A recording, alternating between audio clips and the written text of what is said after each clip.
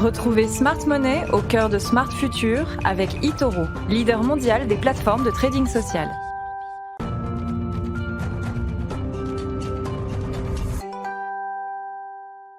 Smart Money, c'est notre chronique sur les placements d'avenir et les monnaies de moyens de paiement du futur. On retrouve cette semaine Antoine Fraissoulier. Bonjour Antoine. Bonjour. Bienvenue, heureux de vous retrouver, responsable de l'analyse de marché chez eToro. Faut-il investir dans le secteur du télétravail? Vous allez répondre à cette question. Mais d'abord, il faut rappeler l'impact de la crise Covid sur le télétravail, évidemment. Oui, évidemment. Alors, c'est vrai que le télétravail, c'est une notion qui est apparue dans les années 70. L'arrivée d'Internet a permis son développement, mais c'est surtout, effectivement, la pandémie mondiale dans laquelle nous nous trouvons encore actuellement, qui a servi vraiment de catalyseur à son développement. Au pic de la crise, en avril 2020, on a eu jusqu'à 4,6 milliards de personnes qui ont été confinées au même moment. Et du coup, les gens ont été obligés de télétravailler de force un petit peu.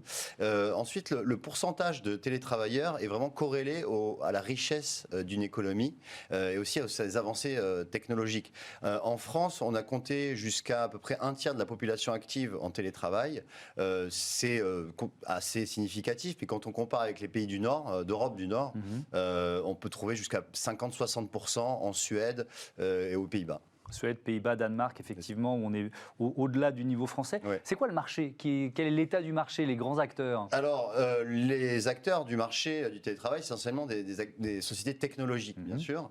Alors, on va trouver donc le cloud, bien sûr, la technologie du cloud qui, grâce à cette technologie, les données sont stockées, donc sur le cloud et non pas sur un serveur local ou sur un disque dur.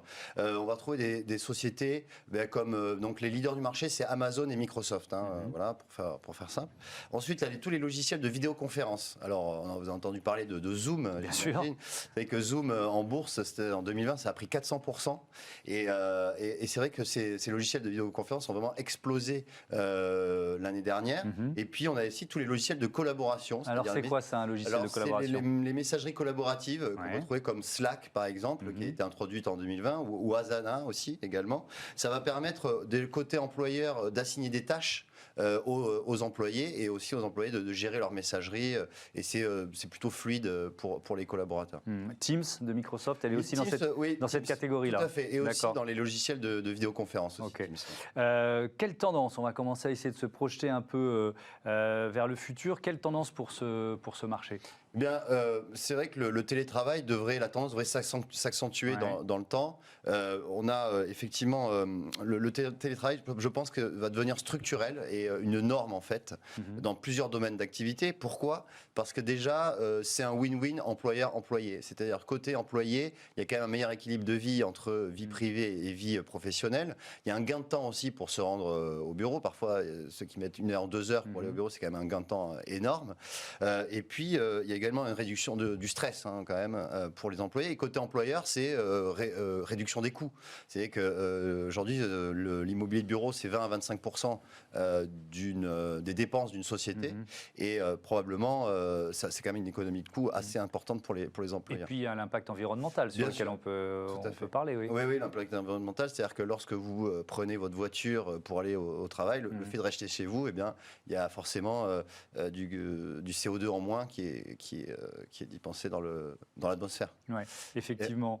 On parle un peu d'investissement. Oui. Est-ce qu'il faut y aller ou pas? Est-ce que la croissance... Alors, si je vous entends quand vous dites la croissance du marché devrait devenir structurelle, donc ça veut dire qu'on peut encore investir dans les valeurs liées au télétravail? Oui, je pense, même si effectivement tous les logiciels de vidéoconférence ont pris très performant en bourse l'année dernière, on peut toujours investir dessus. C'est un marché qui a triplé en 2020, mais qui devrait continuer vraiment à croître sur au moins les 5 prochaines années.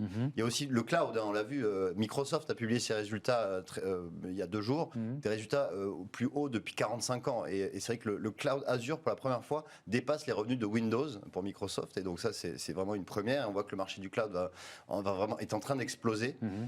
En revanche, il faut pas investir dans l'immobilier de bureau, justement, puisque ça devrait... C'est l'impact finalement négatif du télétravail. Tout ce qui est immobilier et bien professionnel, en fait, je pense que ça devrait quand même décroître dans le futur. Merci Antoine Fraisse-Soulier. Je rappelle que vous êtes analyste, responsable de l'analyse de marché chez eToro. À très vite, à très bientôt dans cette émission. Tout de suite, c'est Smart Connect, notre plongée hebdomadaire dans les coulisses du e-commerce.